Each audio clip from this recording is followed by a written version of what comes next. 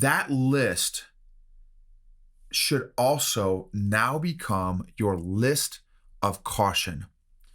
All the areas that you think you know the most about are also the areas that you're probably the least teachable in. All the areas that you think you know the most about are also the areas that you're probably the least teachable in.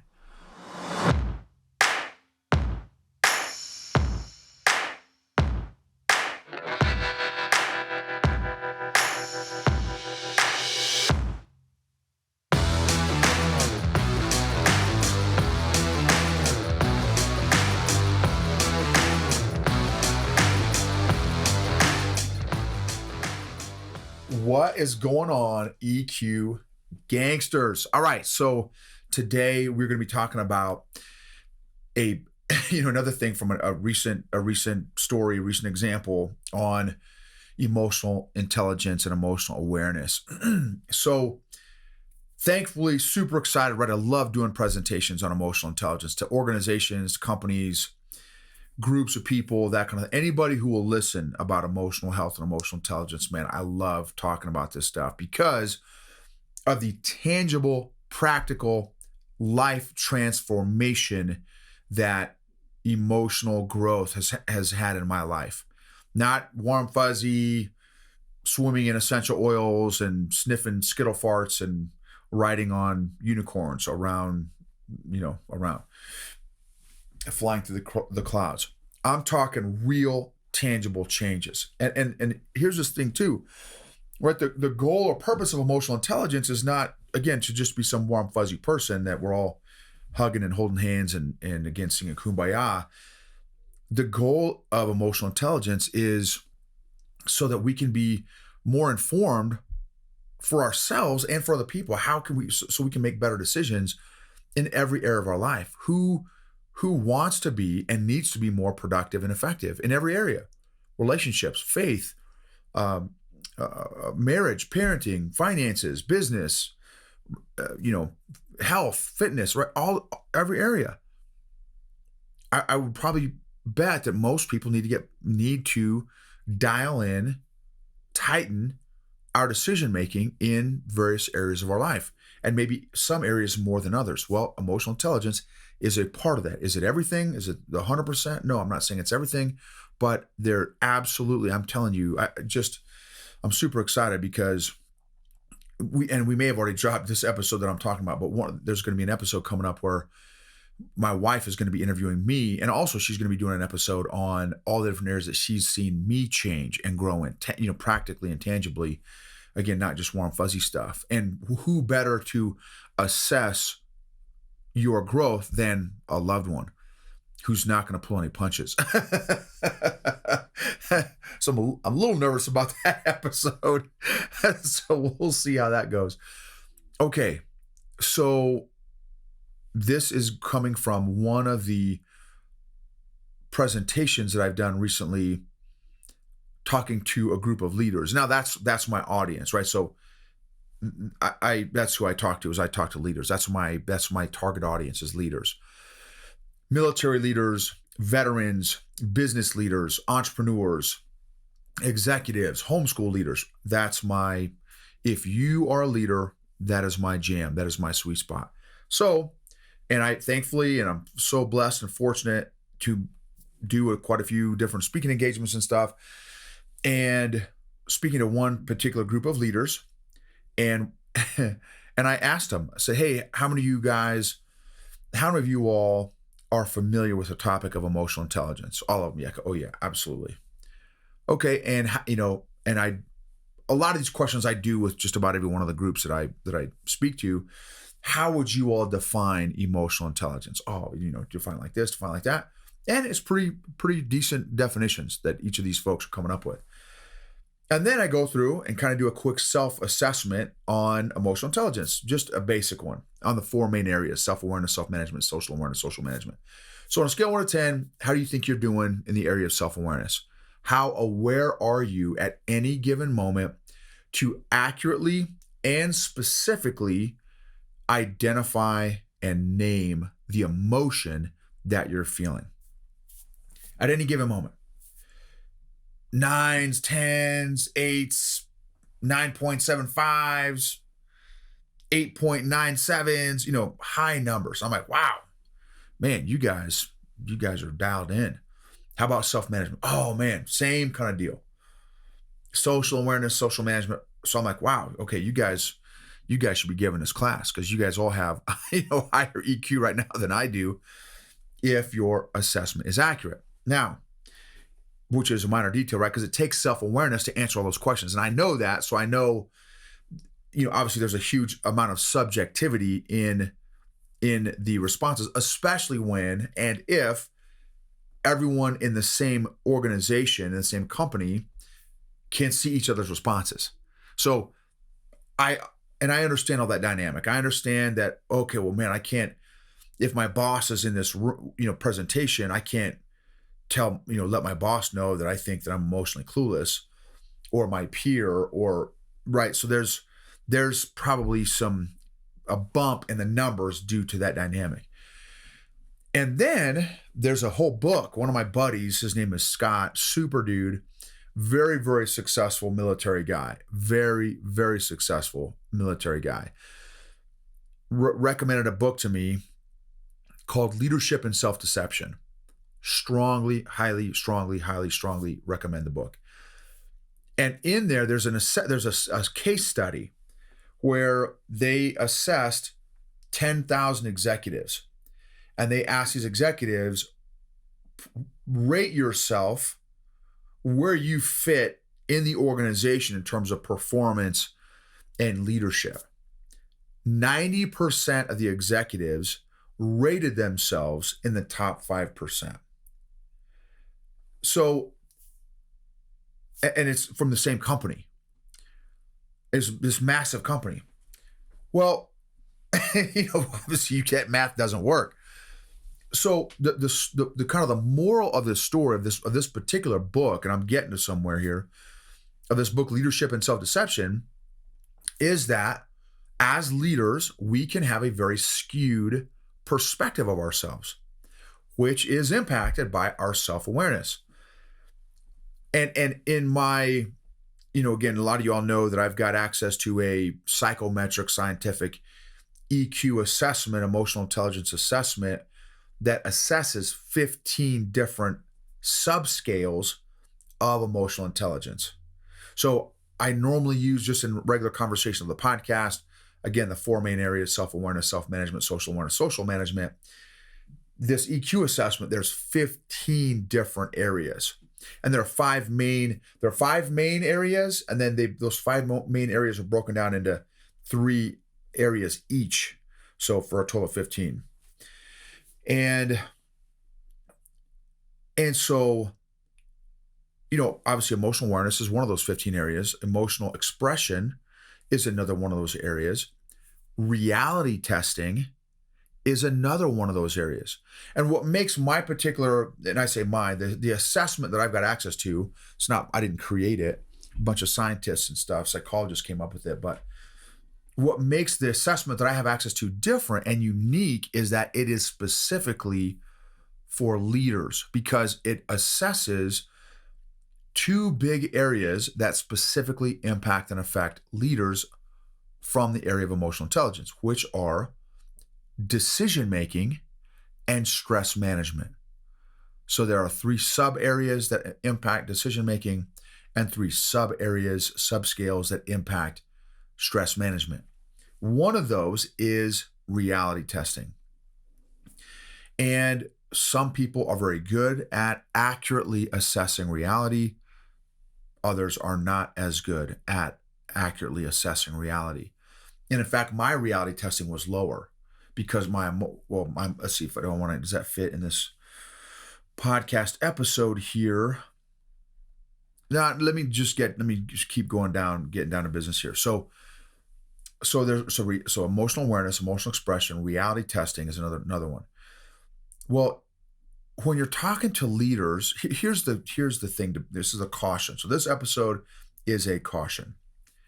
One of the exercises that I like to do, one of the kind of in some of the workshops that I do with executives and leaders, is to write down all the areas that you know the most about.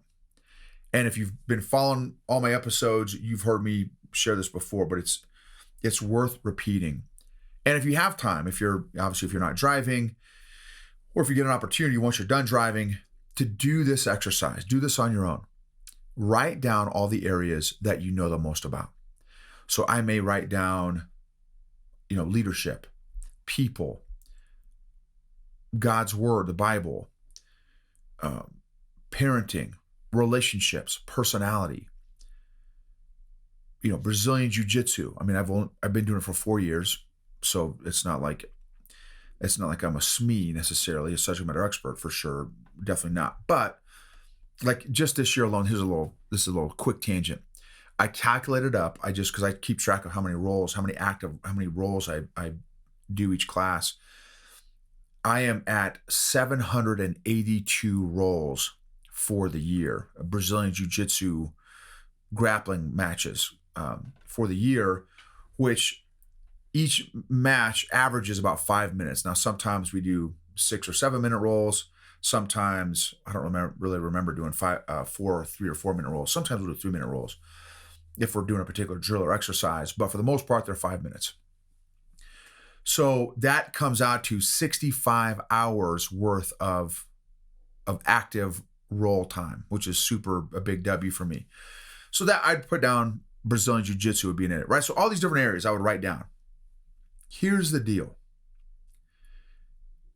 That list should also now become your list of caution.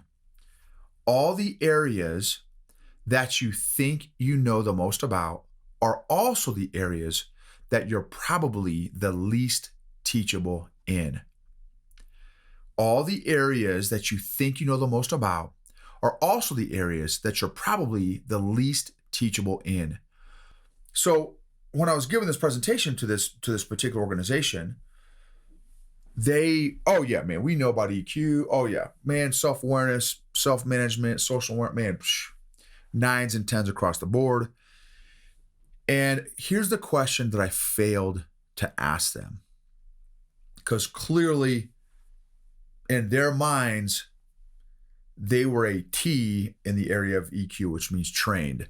In the military, in the Army, that's what we call trained. If you know an area, you know what you're talking about, you're T, you're trained. So, but here's the deal. The question I should have asked them was, how many of you all have an intentional, consistent, regular, frequent emotional fitness program? And then drop the mic. Because I almost guarantee you that 99.9% of them did not have an active, consistent, regular, frequent emotional fitness program. Just like, here's a perfect example, my wife does CrossFit. She's been doing CrossFit for, I think she's pushing 5 months now, and she is killing it. She goes 3-4 times a week, and she is absolutely crushing it. And me, I've done CrossFit before, probably 15 years ago. I did CrossFit for a hot minute, literally, maybe like a month or two. So I have a general idea of the moves. I even watch CrossFit on YouTube when they do their big giant, I don't even know what they're called. They're big giant competitions at the end of the year. They're, when they do their in the stadium and they do all these ridiculous physical fitness, feats and stuff. So for me, I know the CrossFit moves. I know what a clean and jerk is. I know what a deadlift is. I know what a wall ball is. I know what burpees are. I know a bunch of these moves. And double unders, right? I know what these moves are. I even again, watch them on YouTube. So, I can even point out maybe if someone's form is not dialed in all the way. So if someone asks me, "Oh, Noble, you know about CrossFit?" "Oh, bro, come on, man. You can't. I know about CrossFit. What? Bro, you want to see how to do the form? I can show you how to do the form. What's up?" But if somebody would ask me, Noble, do you do CrossFit? How often do you do CrossFit? Oh, well, that's a whole nother ball game. Just because intellectually you know about an area does not mean you know that area. Perfect example, let me use jujitsu. You may watch, like me, you may watch, I just watched UFC 2 the other night because I love UFC. I'm a big UFC fan. And I've been following UFC forever, probably 15 years now, maybe 20 years. And so, oh man, dude, I know about UFC. I even know, well, heck, I do jujitsu. Like I know when they go to the ground, dude, I can tell you a bunch of the moves they're doing. But knowing the moves and being able to do and apply the moves and being able to know and do and apply the moves in a live role, to be able to know, do, and apply the moves in a live role with somebody else who knows what they're doing, the application of those moves is it's a whole nother ball game.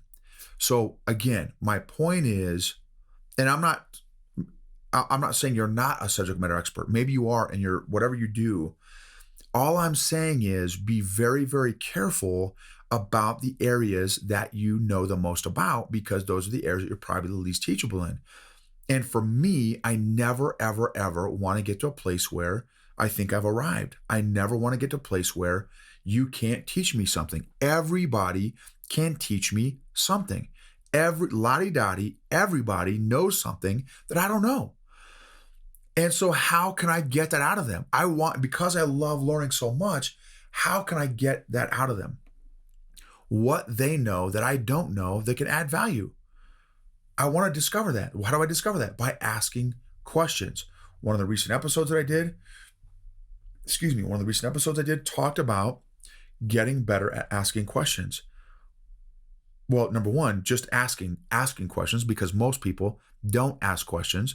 Number two, because most people don't ask questions, and in my opinion, it's a muscle, it's a skill that you can develop. Most people are not good at asking questions. They just, oh, so how's the weather? Oh, what did you do today? Oh, what'd you do this weekend? It's all 1-inch level deep stuff for most people. And I like to go deep. I like to get my hands dirty. Let's go deep in a conversation. Let's discover some things about each other that maybe we didn't even know ourselves. And so I think we close off so much of the world with a fixed mindset when we think, oh man, I've been studying leadership for 20 years. What are you going to teach me, bro? I'm taking this coaching course through this company called Flatter Inc. And they've got a company underneath Flatter Inc. that's called Two Roads Leadership. And I'm taking these awesome coaching classes and stuff. And they've got some phenomenal content. And guess what? I've been coaching people for 20 plus years, maybe 20, 22, 23 years. And I am still learning stuff. And again, I feel like I am a ninja at asking questions. And then I get in these cohorts with these other amazing leaders, and they're coming up with questions, and I'm like, oh my goodness, how did you come up with that question?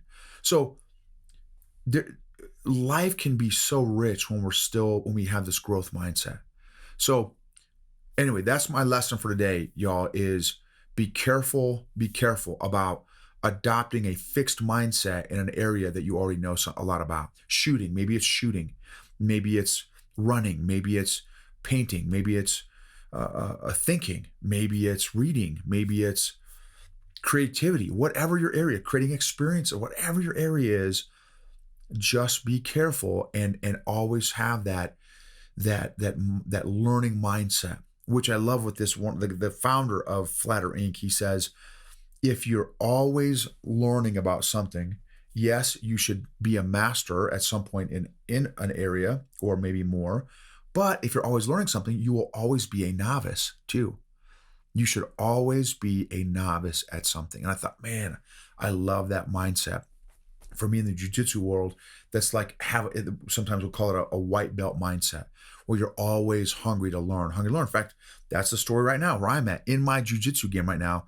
I have plateaued because I've gotten comfortable with one or two moves that I've been able to get pretty good at, and have even been able to get some of the higher belts too in a couple of these moves that I can do. But now that I've got this little comfort zone, it's like I've completely paralyzed myself because I'm not willing to take risks anymore, because I'm doing what's working, which feeds my ego. It feels good. And so I want to keep that cycle up. Oh, do my same one or two moves, get the little ego stroke or the little emotional win dump of whatever the emotions are, endorphins. And so I want to, so anyway, it's in other words, I've lost that kind of white belt mentality of, dude, it's okay to tap.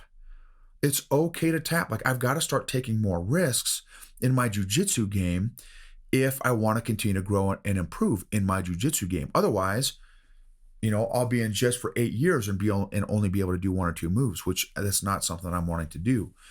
So anyway, love to hear what your takeaways are if you got something from this, and thank you for subscribing and sharing and rating and reviewing. If there's an episode that you really got a lot of value out of, I would love it if you would share it with a friend or coworker or family member. And again, a way that you can really help out is take 30 seconds, maybe 20 seconds, and just rate and review the podcast. That would really mean a lot. And again, as always, emotionally healthy people help heal other people emotionally.